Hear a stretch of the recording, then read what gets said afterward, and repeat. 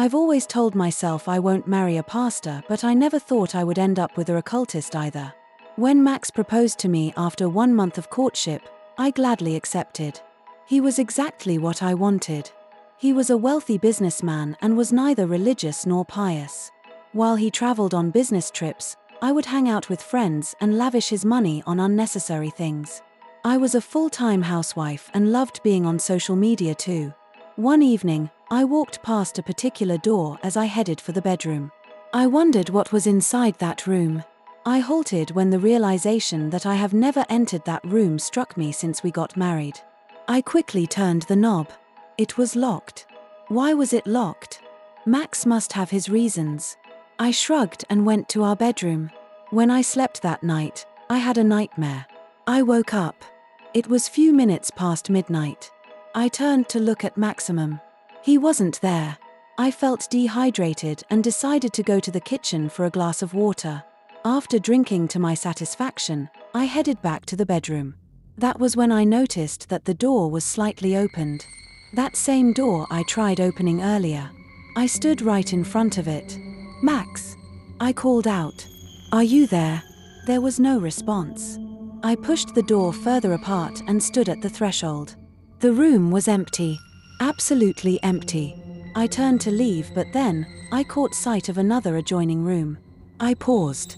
The door had an inscription, "Out of bounds." What was lurking behind that closed door? That was when my mind started to imagine every evil one could think of, coupled with the nightmare I had. Was my husband an occultist? Fear happily crept in. My heart started thumping faster than necessary as I approached the door slowly. I read the inscription over and over again. Then I braced myself up for whatever I would be unleashing. I held the door's knob and slowly turned it. I was about pushing the door when I heard the most stentorian voice ever. "Don't dare." I froze. I turned around. "Did you not read the inscription on the door?" Max asked. "Honey, I paused whatever I was going to say when I saw fury in his eyes. "Did you not read the inscription on the door?" he repeated. I did," I stammered. "Now get lost," he barked. Without uttering another word, I walked away. That man was certainly not my husband. Max would never talk to me in such manner. What has come over him? I wondered as I lay on the bed. I slept that night drowned in my own thoughts. I woke up the next morning to breakfast in bed. I began to wonder if everything that happened last night was a dream. "I hope you slept well," he said. "I'm not sure." "Why's that?" he asked, concern in his tone, and sat beside me on the bed. Why was he acting like he didn't remember what transpired last night? "I don't know," I replied. He held me in his arms. "It's going to be fine, okay? It's a new day to start afresh." He got up. "I have an appointment this morning. See you later." I looked at him and noticed he was already dressed for work. I must have overslept. "I already transferred some money for the hair you talked about last night," he said, just before he shut the door behind him. The moment I heard him drive out of the compound, I stood up and hurried out of the room. I stopped in front of the mysterious door and tried to open it, but it was locked. I leaned back on the door and puffed out air from my mouth. Last night wasn't a dream. Max was just playing on my intelligence. I dashed back to the bedroom and began searching every nooks and crannies for the key. "I must find out why that inner room is out of bounds," I murmured. Since Max was putting up an act, I was equal to the task. I have to satisfy my curiosity. I should know if I married the devil himself. Unfortunately, I didn't find the key. I picked up my cell phone and called one of my friends on the phone. She knew how to unlock doors. I told her it was urgent and she obliged. I quickly had my bath and got dressed. Vivian arrived hours later to my dismay, and I took her to the door.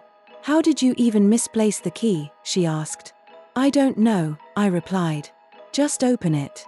There's an important document I need to take to Maximum." She looked at me like she didn't believe me but unlocked the door anyway. "One door down." I urged her to open the next, but she hesitated when she saw the inscription. "Out of bounds?" she asked. "That's where we keep our important documents. I shouldn't be telling you this. Now, hurry." She unlocked the door. "You can wait in the sitting room. I'll be with you shortly." I waited for her to leave. There was no way I would let her see whatever was behind that door. When she was gone, I kept staring at the door. What if I saw what I feared the most? I would definitely collapse. Perhaps I should call back Vivian. I shook my head. She may spread the news that Max was an occultist. I turned the knob and slowly pushed the door. Just then, I heard the main door open behind me. I quickly shut the one I already opened. Curiosity didn't let Vivian stay in the sitting room. I won't let her see Max's secret either. "I thought I told you." I began as I turned to look at Vivian but shut my mouth instantly when I saw Max standing at the threshold. Max stared at me for a while, which seemed like ages, before walking up to me. "What do I do with you?" he said, calmly, tantamount to a question. "Why is it difficult for you to respect my privacy?" "You are my husband," I replied. "There shouldn't be secrets between us." "Oh, and I just got to know," he jeered and gave a lopsided grin. "This will be the last time you come into this room. Is that clear? I married you because I love you. I give you everything you need because I cherish you. I do things just to please you. I help whoever you want me to, just to make you happy. The only thing I ask in return, besides you loving me, is to respect my privacy." He looked at me straight in my eyes. "Is that too much to ask?" I looked away, but he held my face and gently made me look into his eyes again. "I love you, Lucy. The last thing I want is for you to see the other side of me. Trust me, you're not going to like that. So I beg you, don't cross boundaries that already existed before we met." He searched my eyes, held my hand and escorted me out of the room. "Your friend is waiting in the sitting room." While he locked the door, I went to go be with Vivian. "Sorry, I kept you waiting." "Did you find the document?" she asked. "Not at all. He's still searching for it. I hope he finds it." "Me too." We all had lunch together and Vivian left afterwards. That night was a quiet one for me. I retired to bed early but couldn't sleep. So many thoughts were running through my mind. Boundaries before we met. What boundaries? What privacy? I shook my head. I won't stop till I discover his secrets. Why on earth would he hide his true personality from me? Just then, I heard the door creak open and pretended I was asleep. Max lay next to me on the bed. "Baby, are you asleep already?" he asked. I kept mute. "Baby, wake up. I want us to talk." When I heard that, I gradually opened my eyes. "I know you think the worst about me, but with time you'll understand. Till then, don't judge me until you know my story." When he stopped talking, I refused to utter a word, though I had lots of things to say to him. "I'm going to ask you a question and I need an honest reply." I nudged him to go ahead. "If you find out I belong to a secret society, what will you do?" I shot him a stare. It had never crossed my mind. Does that mean he was a ritualist? What if he was? What would you do? My inner mind reminded me. I just kept staring at him, thoughtfully. "Think about it while you sleep tonight." He kissed my cheek. "Good night, my love." "Good night," I whispered. I couldn't sleep that night as I was lost in thoughts. What would I do if he was a ritualist? I woke up very early the next morning. Some daily routines needed slight changes. Max was surprised when I woke him up for morning prayers. He laughed at me, got up and walked into the bathroom. I had already started praying by the time he came out. He laughed again and left the room. When I was done, I went to the kitchen to prepare breakfast. I grew up in a core Christian home. My dad was a senior pastor in an Orthodox church. We were always the first to go to church and the last to leave. We never missed any church services. Along the line, the whole church thing started to bore me. I looked for excuses not to attend church, but my dad never accepted as long as I was under his roof. So I was excited when Max came my way. And when he asked me to marry him, I gladly accepted, as long as he wasn't a pastor and had no intentions of becoming one in future. After we got married, we never went to church or prayed at home, which was exactly what I wanted, and Max never complained. I thought he just wanted to please me. How stupid I was. Now, I know better. During breakfast that morning, We had a talk.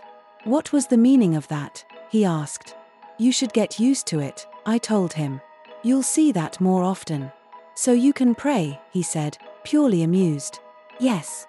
And fast as well, I replied boldly, and he started laughing. You can laugh all you want. I will be going to church this Sunday. There has to be a reason for this sudden change. Of course. Ever since I found out you're a... I paused abruptly, realizing what I was going to say. Go ahead.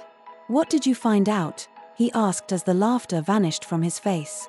I was quiet. So because you saw a room that you don't have access to, you've suddenly become a church girl? Newsflash.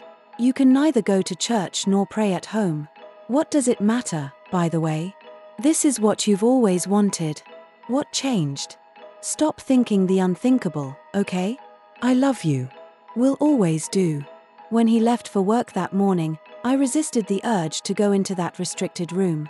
But then, it occurred to me that I was doomed. That was my worst mistake ever, marrying someone who had no passion for God. It was time I corrected my mistakes. I must pray at home and go to church. I won't let Max stop me. The battle line had just been drawn. I was supposed to go to the movies with my friends at noon, but I declined. And declined many more hangouts. They got worried and wanted to know why. I told them the truth. I could no longer keep my predicaments from them, especially after 2 miscarriages. And we all concluded Max was responsible. Fortunately, I took in again and decided to tread with caution this time. I didn't tell Maximum. I started praying at midnight. I wanted God to protect my fetus from Maximum. I woke up one midnight to pray when I heard deep voices chanting creepy songs. I left the room and stopped at that same strange door.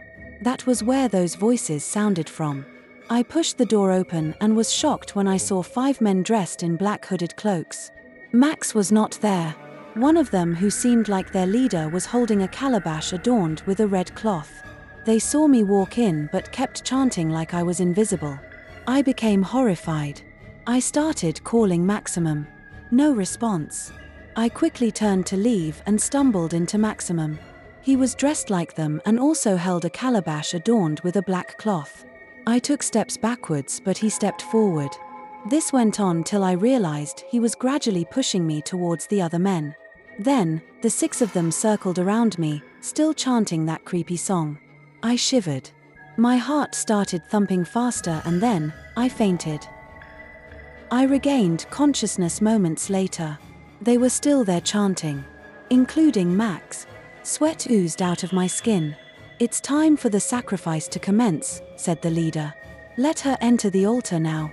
One of the men nudged me to go ahead. Then it occurred to me I was standing in front of the restricted door. I panicked and tried to run, but he would not let me. He opened the door and forced me in. I shut my eyes and started crying profusely. When nothing happened to me after a while, I opened my eyes and looked around. An altar of God was there and nothing evil at all. Were my eyes deceiving me? I shut my eyes and opened them again. Nothing changed. Still not convinced, I turned to look at the men. They were no longer chanting. They were no longer dressed in black hooded cloaks but in white like church clerics. I wiped my tears and asked what was going on. We are clerics, not a cultist, Max said. I loved you right from when we first met. I knew your father was a cleric too, but you told me you would rather remain single than marry a cleric. I got worried. I didn't want to stop being a cleric, and at the same time, I didn't want to lose you either. I had to come up with a plan. He paused and continued. Meanwhile, this is where I come to pray secretly. I'm sorry if I went too far. I just wanted you to know that marrying a cleric is one of the best things that can happen to someone. I just busted out crying, and he hugged me and whispered in my ears, I love you dearly. Hope you enjoyed watching. Please like and subscribe to this channel for more interesting stories. Do you know that subscription is free? Yes. You heard right. Subscription is free. Kindly subscribe and turn on the notification bell so you will be notified about new exciting stories. See you in the next video.